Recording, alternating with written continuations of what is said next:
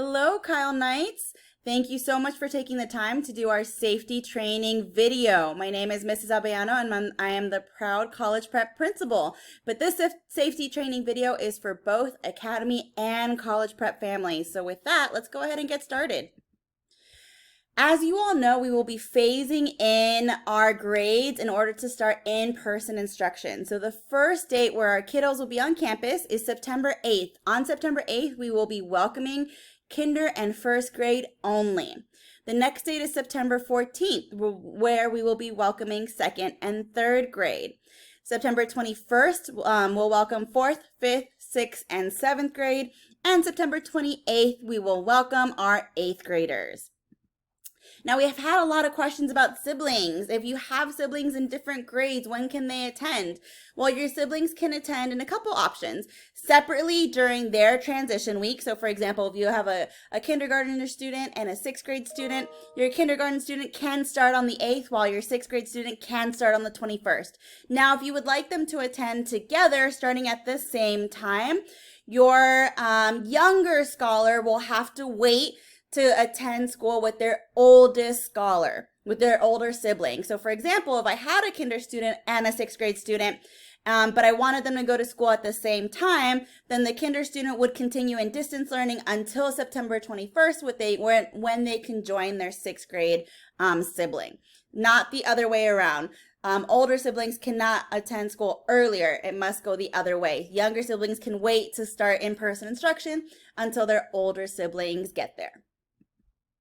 So let's talk about a big key idea. Parents, you make the decision to send your scholars to in-person learning or to keep them in distance learning for the year. You do have the option to remain in virtual instruction for as long as you would like this year. If you want to do the whole year, you have that option. But you also have the option to send them in person as well. For in-person, families must follow the preventative strategies and reporting protocols that we have in place for potential cases to reduce the spread of COVID-19. So in a little bit, we're going to watch a video about what school has looked like in one of our IDEA regions in Houston. In this picture, though, you can see a lot of it encompassed in 3 pictures.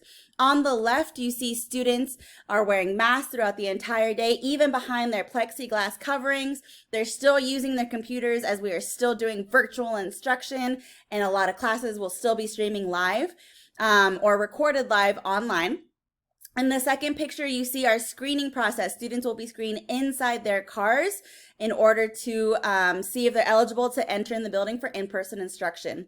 And in this last picture, you see a small example of one of our sanitation protocols. We have hand sanitizer stations stationed throughout the whole building, as well as hand washing stations. So with that, let's go ahead and play the video from IDEA Houston. Hi everyone, Joanne Gama coming to you from IDEA Hardy in the greater Houston area on the first day of school. And I'm here with Gerald Boyd, Executive Principal for IDEA Hardy. Gerald, can you tell us a little bit about IDEA Greater Houston? How many schools, how many staff, how many students? Yeah, so super excited that IDEA Greater Houston, we're launching with 4 schools, IDEA Spears, IDEA Hardy. Total over 1,000 students. We have approximately 68 staff. 32 at IDEA Hardy and 36 with the extra grade level in kinder at IDEA Spears. And my understanding is here in Houston, we've got the hybrid approach going on. So can you explain to our team and family what that hybrid approach looks like here at IDEA Hardy? Yeah, most definitely. So we have a hybrid approach. So we have approximately 75 scholars that came into person today. And so what it looked like in their arrival, we were able to do immediate temperature checks in their vehicle. We're also able to ask them like 2 additional questions to ensure they wasn't exposed to anyone exposed to COVID. And then we just mandated 100% of our kids came in with their masks over their nose and their mouth. They were 6 feet apart as they transitioned in. And then our goal was to ensure that all kids, as they entered the classroom, they were 6 feet apart in the classroom. Yeah, you guys did a really great job. If you're looking at classrooms here at Idea Hardy, kids are 6 feet apart. There's plexiglass for all of the students.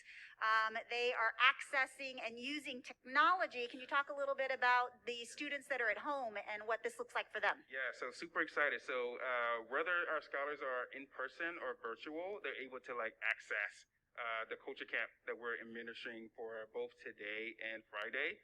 And so the gap was ensuring that kids in person have all the technology. I'll name that, so the gap is closed. But our goal is to ensure that all kids have their proper login to be able to access the channel like once they're seated inside their seat. That's going to be our push today, so all kids have access to technology once inside the building.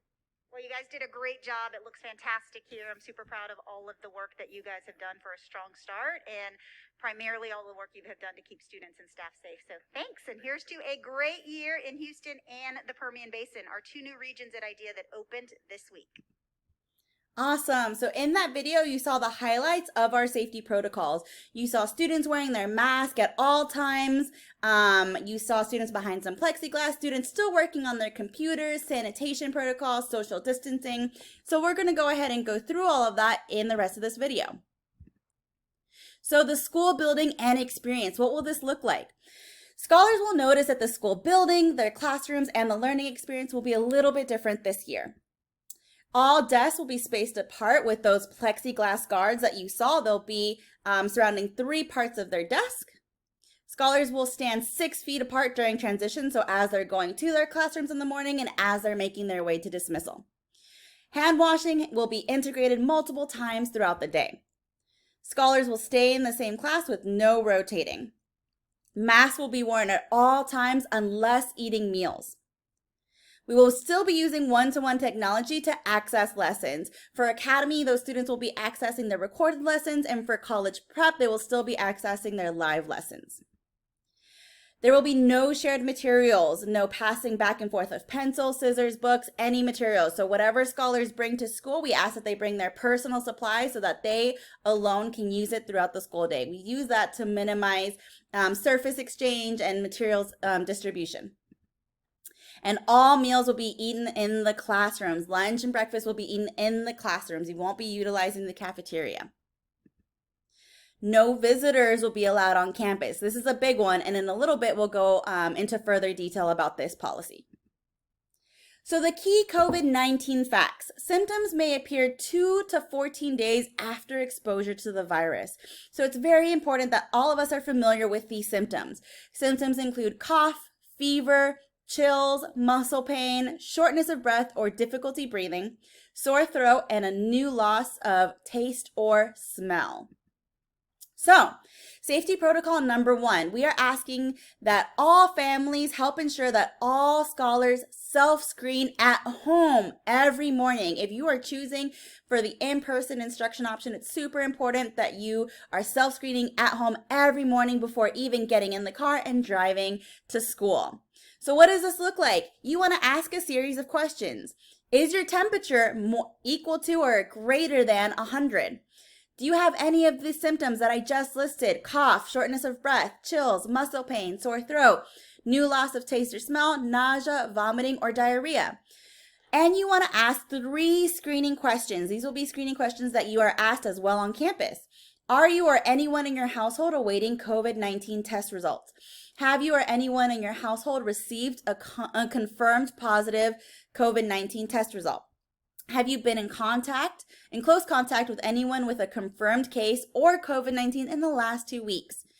If you can answer yes to any of these questions, we ask that you keep your scholars at home.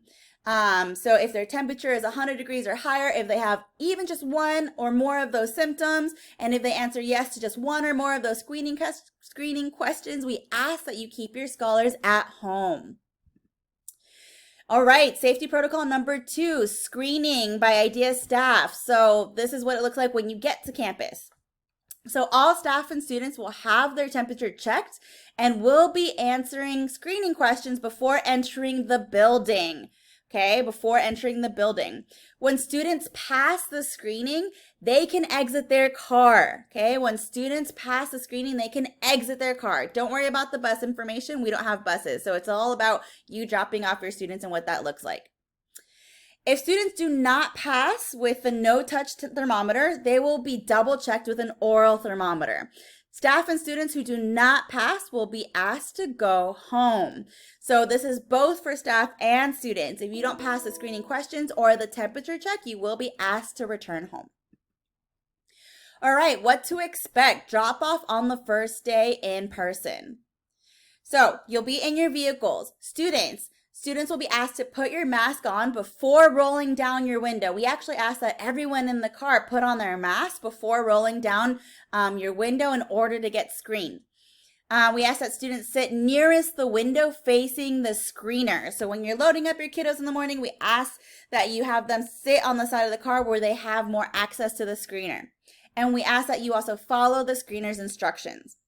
When unloading the car, so when students are, they've passed screening and the thermometer check and they are unloading, students will be asked to go to the hand washing station and wash their hands and or use some hand sanitizer. We have both hand washing stations and sanitizer stations set up throughout the entire school. They will enter the building following directions of social distancing monitors. We will have staff placed around the building in order to make sure that students are 6 feet or more apart. And they will head directly to their class and get ready to learn. There will be monitors in the building helping students navigate on the first couple days and find their correct classrooms. All right, safety protocol number 3, face masks. All students and staff will wear face masks while on campus. Masks will be taken off indoors only during meal time. So yes, that means even when students are sitting at their desk behind some plexiglass, they will be asked to wear masks. During recess, teachers and students may remove masks if social distancing is maintained. Right now, I know that both campuses are currently don't have plans for recess, but are working on them. And so as soon as there's updates, you will all be notified. Please practice having your child wear his or her mask at home. It's super important that students know how to wear their mask perfectly for when they get to school. Make sure that the mask fits properly over their nose and mouth, and make sure that they practice avoiding touching their face. All right, safety protocol number 4, social distancing. So social distancing strategies will be maintained when possible in and out of the class. Signage and markers have been installed in the hallways and will be continued to be installed in classrooms and entrances to ensure that we have proper markers for social distancing. Desks will be spaced out as well, and protective plexiglass has been put in place in order to keep those barriers up and the safest possible measures. All right, safety protocol number 5, hand washing and facilities. Hand washing time will be built in daily, and hand sanitizer will also be available in each classroom. Throughout the day, students are going to get breaks, some brain breaks, and during those breaks, hand washing will be a very big element. And so we have not only, the restrooms available, but actual hand washing stations incorporated throughout the building. Facilities are being upgraded with the MERV 13 air filters. We do have water bottle filling stations throughout the building, so we do ask that you send your scholars with a water bottle so that way they can fill it up. And we have those hand washing stations. Frequently touched surfaces and objects will be disinfected by staff multiple times a day using the disinfectants provided by the school. These will be stored out of reach of students, so staff will be the ones using them. All right, safety protocol number 6. Student arrival and dismissal will be staggered to limit large group gatherings. So instead of everyone coming to the school at the same time or everyone picking up at the same time, you will be assigned times to drop off and pick up. And those times will be communicated by our amazing Assistant Principal of Operations, Mrs. Muniz. Arrival will be staggered between 7:15 and 8:30 in the morning. Early student pickups need to be scheduled in advance whenever possible to limit visitors in the front office. We are a closed campus this year, meaning that we have a very strict visitor protocol. So any early pickups need to be scheduled in advance. So talking about our visitor policy, let's go into a little bit more detail. So again, we are a closed campus. This means that visitors are limited to essential visitors only. For example, maintenance workers.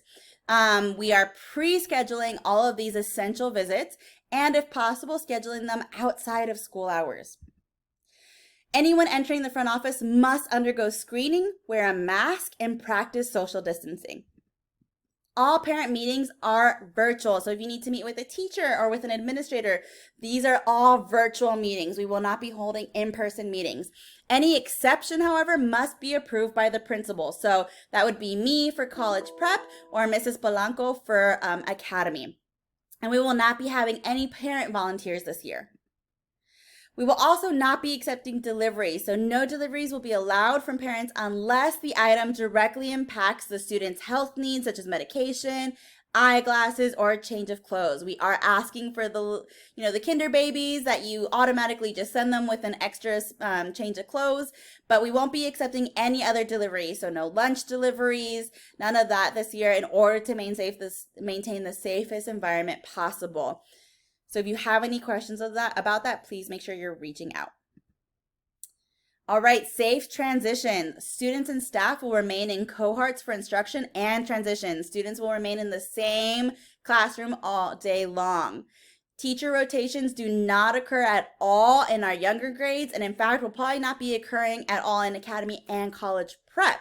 Students will remain in the same classroom. No instructional materials or supplies are passed back and forth between students, and teachers must wash their hands before entering a new classroom. All right, safety protocol number 9. What do meals in the classroom look like? Breakfast and lunch will be served in the classrooms. Students may take off their mask while eating meals, and then they have to put it on right when they're done. Students should plan to eat school lunch, or they can bring their own lunch. So they should plan to eat the lunch delivered by the school, or they can bring their own. Outside food drop-offs by parents are not permitted this year. So that's a big one. We're not permitting outside food drop-offs this year. All right, safety protocol number 10, showing symptoms. Students and staff who are showing signs of illness will be excluded from attendance. Students and staff may be re-screened for temperature during the day.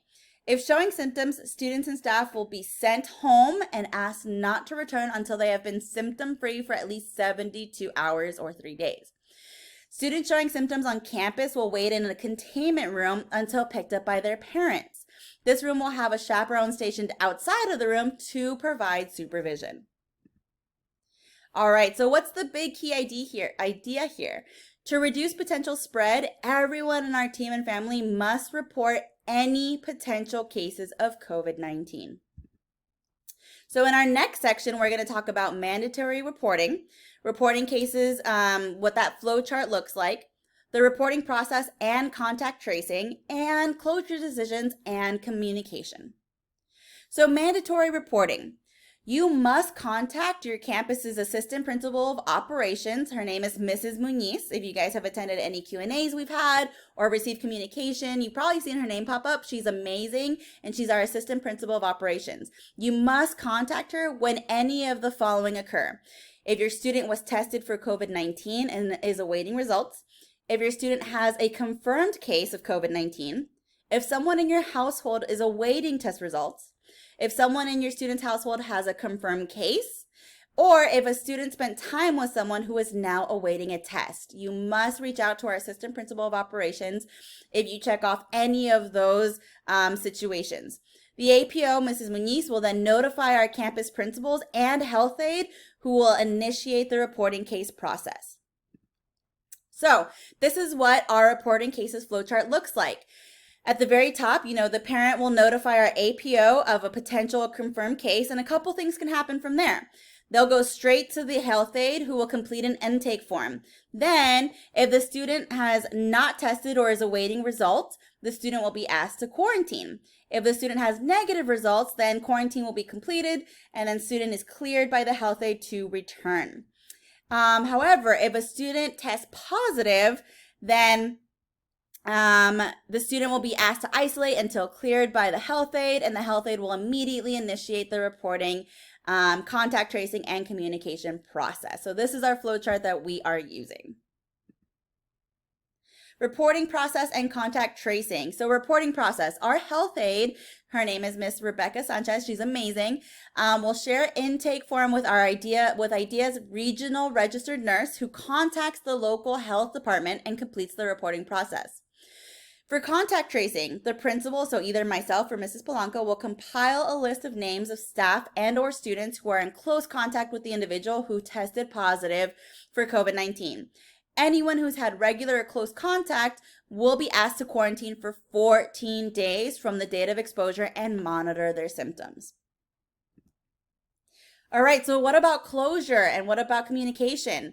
This is all very case specific. So this is all case dependent as the context may be very different from situation to situation.